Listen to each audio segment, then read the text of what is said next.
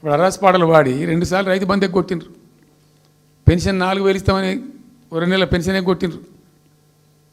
చాలా భయంకరమైనటువంటి పరిస్థితి తీసుకొచ్చింది రాష్ట్రంలో. ఇంత దిక్కుమాలిన కథ. నిరుద్యోగ భృతి ఇస్తాము, ఇవాళ మొక్కాల ఎన్ని అసలు హామీలు. నిరుద్యోగ భృతి ఇస్తాము, తోక ఇస్తాము, నోటిఫికేషన్లు ఇస్తాము, జాబ్ క్యాలెండర్లు ఇస్తాము, విద్యా భరోసా కార్డు. ఇక వాడు చూసినోడు అడ్డం పడి అయితే ఓటేసారు జనం. జరిగింది ఏంది? టెంప్ట్ అయిపోయినారు. ఏమైందంటే యాక్చువల్లీ ఫ్యాక్ట్ ఏంటంటే ఇదే తెలంగాణ భవన్లో ఎన్నికలకు పోతున్నాం 2014. ఎన్నికల కమిటీ, హామీల కమిటీ ఒకటి ఉండే, మేనిఫెస్టో కమిటీ. అది రాస్తాను.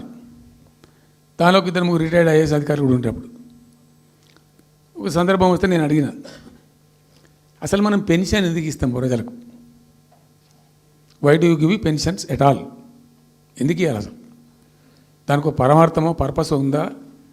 అగాధం పట్టుకొని ఇట్లా పంచిపెట్టుడా ఏంది అసలు?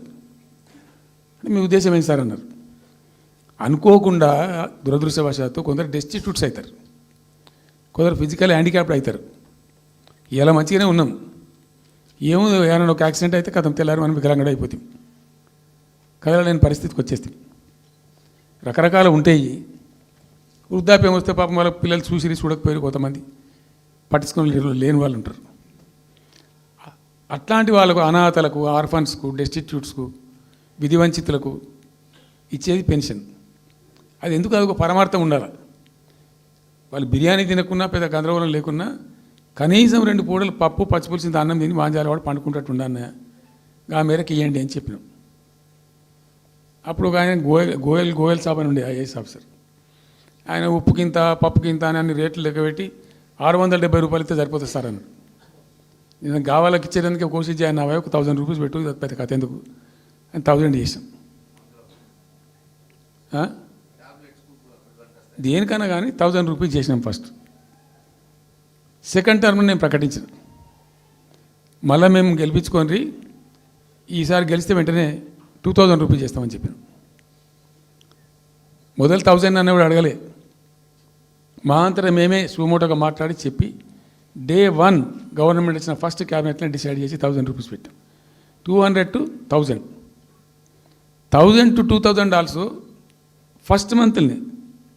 సెకండ్ టర్మ్లో మా గవర్నమెంట్ వస్తే ఫస్ట్ మంతే, ఏ మంత్లో గవర్నమెంట్ వచ్చినా అదే మంత్లో 2000 రూపీస్ చేసినాం, జనానికి అందించినాం.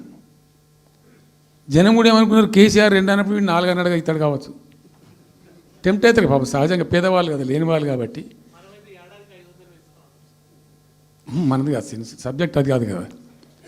ఈయన 2 ఇచ్చిండు కదా, 200 2000 చేసిండు, ఈడు తప్ప 4000 చేస్తాడేమో అనే ఆశలో మా కోటేసే ఉద్దేశం ఉన్న ప్రజలు కూడా ఈ మాయల పడి పాపం టెంప్ట్ అయిపోయి గోల్మాల్ అయిపోయి ఓట్లు వేసినారు. ఇలా తలలు బాదుకుంటున్నారు, తిడుతున్నారు, భయంకరమైన తిడుతున్నారు. నిన్న నేను హైదరాబాద్ వస్తున్నాను. నిన్న నేను మా ఫామ్ నుంచి బయలుదేరి వస్తుంటే ఒక 10 చోట్ల ప్రామిస్ చెప్తున్నాను. 10 ప్లేసెస్లో పక్క పండు వచ్చుకో కార్లో కూర్చున్నాడు, 2 స్టీరింగ్ ఇచ్చిపెట్టి 2 చేతులు మీదకి పెట్టిండు. బాస్ మళ్ళీ మనం జల్దీ రావాలి, మనమే వస్తున్నాము, నెక్స్ట్ మనమే అని దుంకుతున్నాడు. ఆ మోటార్ బైక్స్ వేసేవాళ్ళు వాడు పక్కన డుర్రమన్న పక్కన వచ్చి వాడు వచ్చి నెక్స్ట్ మనమే సార్ వచ్చేస్తున్నాం అంటూ పోతుండ్రు. హైదరాబాద్ సిటీలో అనేక ప్లేసెస్లో, కనీసం ఒక 10-12 ప్లేసెస్లో అట్లా చెప్తున్నారు జనం. అది దేనికి సంకేతం? మీ మీద ప్రజలు విశ్వాసం కోల్పోతున్నారు రోజు రోజుకు, మీ చర్యల వల్ల, మీ పిచ్చి పనుల వల్ల. ఇంకోటి ఏంది, మీరు చేసే చర్యలు ఎట్లున్నాయి? మొత్తం రియల్ ఎస్టేట్ బ్రోకర్ దందానేనా? ఫార్మాసిటీ ఎందుకు వచ్చిందండి? ఫార్మాసిటీ మా ప్రభుత్వం ఎందుకు వచ్చింది pharma city? Why did we bring pharma city at all? అనుకోకుండా కొన్ని ప్రాంతాలకు, కొన్ని రాష్ట్రాలకు కొన్ని సందర్భాలు కలిసి వస్తాయి. భారత ప్రభుత్వం ఆనాడు ఉన్నటువంటి నెహ్రూ గారి ప్రభుత్వంలో ఈ ఫిలకో వ్యాధి, కలరా వ్యాధి వ్యాపించి ప్రజలు ముబ్బడిగా చచ్చిపోయేది. ఎట్లా అంటే దీనికి ప్రాపర్ మెడికేర్ లేదు, ఎక్కడికక్కడ లోకలైజ్డ్ ప్రొడక్షన్స్ ఉండాలని చెప్పి ఐడిపిఎల్స్ అని పెట్టిండ్రు, కొన్ని కీలక రాష్ట్రాలలో పెట్టిండ్రు. అందులో మన అదృష్టంకు ఆ టైంలో హైదరాబాద్ కూడా ఐడిపిఎల్ వచ్చింది. ఐడిపిఎల్ యొక్క పుణ్యమా అని దాంట్లో నుంచి కొంతమంది నేర్చుకొని బయటకు వచ్చి, డాక్టర్ అంజిరెడ్డి కూడా ఐడిపిఎల్ ఎంప్లాయ్, బయటకు వచ్చి వాళ్ళు స్వయంగా పెట్టి చాలా విస్తరించారు. చాలా అంటే చాలా విస్తరించారు. ఆయన దగ్గర అంజిరెడ్డి దగ్గర పనిచేసిన కూడా బయటకు వచ్చి వాళ్ళు పెట్టుకొని వాళ్ళు విస్తరించారు.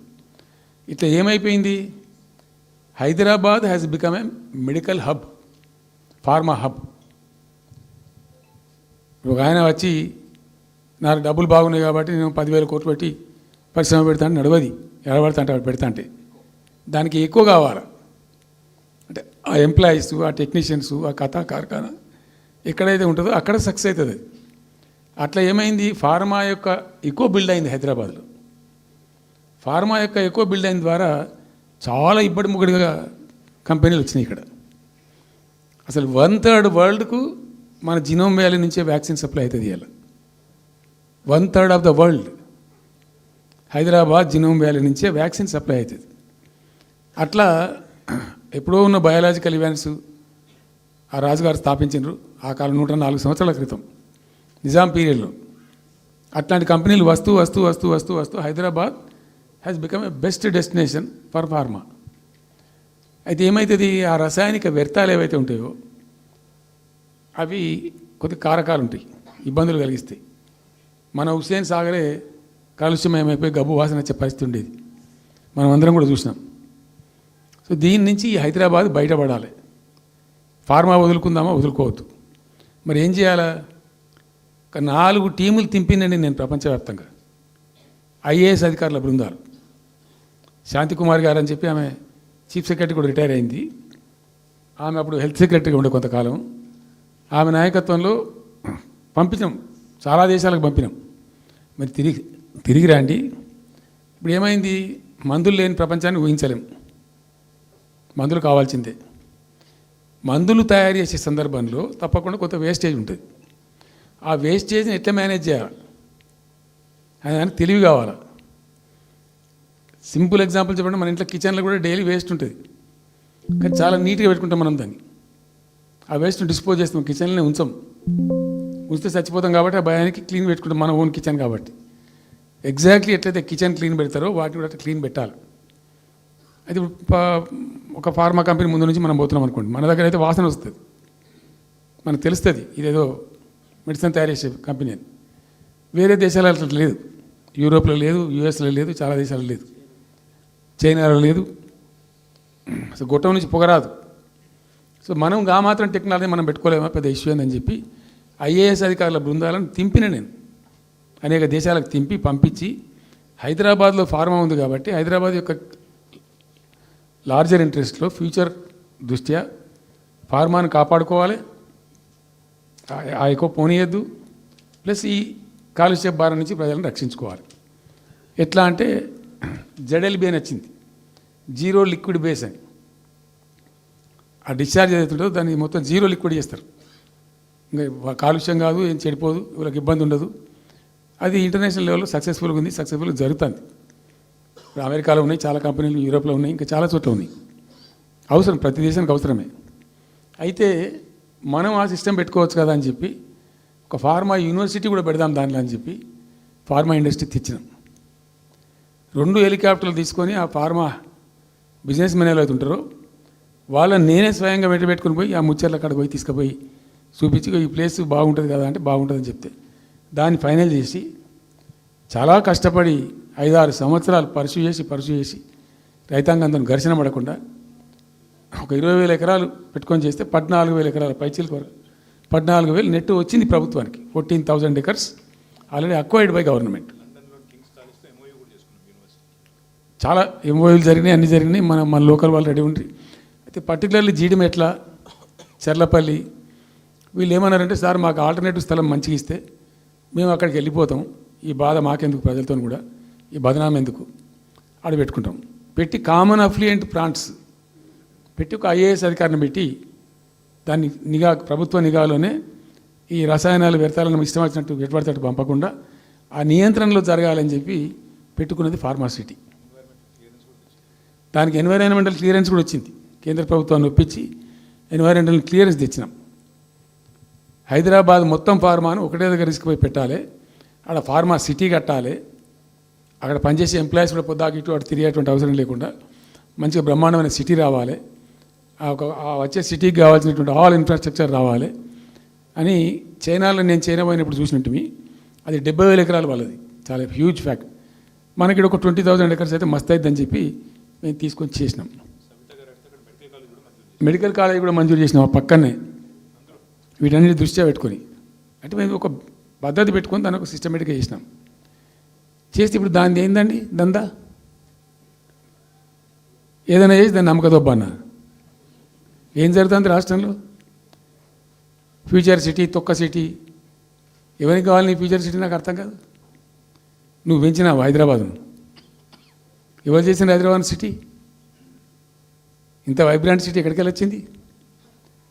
ఓ 400 సంవత్సరాల చరిత్రతోని దీనికంతా ఒకటి ఒకటి ఒకటి ఒకటి బ్రోది జరిగి ఆటోమేటిక్గా పెద్ద సిటీ అయింది.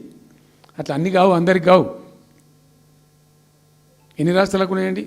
బెంగాల్ కలకత్తా ఉంది, మహారాష్ట్రకి ముంబై ఉంది, మనకు హైదరాబాద్ ఉంది, కర్ణాటకకు బెంగళూరు ఉంది, తమిళనాడుకు మద్రాసు ఉంది, ఢిల్లీ ఆఫ్ కోర్స్ ఢిల్లీ. వేరే రాష్ట్రాలకు లేవు కదా, 28 రాష్ట్రాలకు ఉండయి. సో ఇంత మహానగరం నిర్మితమైంది. ఈ నగరం యొక్క భవిష్యత్తును దృష్టిలో పెట్టుకొని పెట్టిందే ఫార్మాసిటీ. ఈ సిటీ మొత్తం గబ్బులు వేసిపోవాలి ఇక్కడ దాంతో, నువ్వు తీసుకుపోయాలి ఫ్యూచర్ సిటీ, తోక సిటీ. ఏందన్నట్టు ఇది? అన్ని దిక్కుమాలిన పాలసీలు, రియల్ ఎస్టేట్ బ్రోకర్ దందా తప్పితే ఇంకోటి లేదు. అన్నీ అవి కనబడతాయి మనకు. మీరు పరిశీలనగా చూస్తే, పూర్తిగా చూస్తే అసలు చాలా గందరగోళం. గురుకుల పాఠశాల విద్యార్థులు చచ్చిపోతారండి. ఇప్పటికి 120 మంది విద్యార్థులు చచ్చిపోయారు. గంత నియంత్రణ లేదా? గంత తెలివి లేదా? ఒక గట్టి అధికారిని పెట్టి గట్టి చర్య తీసుకోరాదా? ఏందో చేస్తాము నీ ఫ్యూచర్ సిటీ, తోక సిటీ, ఈ పోరగాళ్ళని చేస్తారు. తర్వాత ఫార్మా సిటీలో ఆ ల్యాండ్ అక్వైర్ చేసినప్పుడు కండిషన్ ఏంటంటే ఓన్లీ ఫార్మా సిటీకి మాత్రమే వాడతాము. It's a conditional land acquisition. హైకోర్టులో కేసు ఉంది. హైకోర్టులో పోయి ఈ ప్రభుత్వం ఏం చెప్తుంది? లేదు ఫార్మాసిటీ ఉంటుంది. మళ్ళీ ఆడ 3,000 ఎకరాల్లో వాడేవాడు అంబానా, సల్మాన్ ఖాన్, ఎవడో వంతారను బొంతారను పెడతారు. ఈ జూ పార్క్ కొంచెం ఆడబెడతారట. ఎందుకు? జూ పార్క్ అమ్మకతో పెట్టానుక? ఏం జరుగుతుంది ఈ రాష్ట్రంలో అసలు? మేము ఇటువంటి చిల్లర పనులు చేయలేదే మేము ఉన్నప్పుడు, ఇంత దుర్మార్గమైన కార్యక్రమాలు చేయలేదే. ఇది ఎక్కడ దిక్కుమాలిన దందా? ఏం జరుగుతుంది అసలు? ఏం చేయదలుచుకున్నారు ఈ రాష్ట్రాన్ని? ఇదేం పోతున్నా. సో ఇట్లా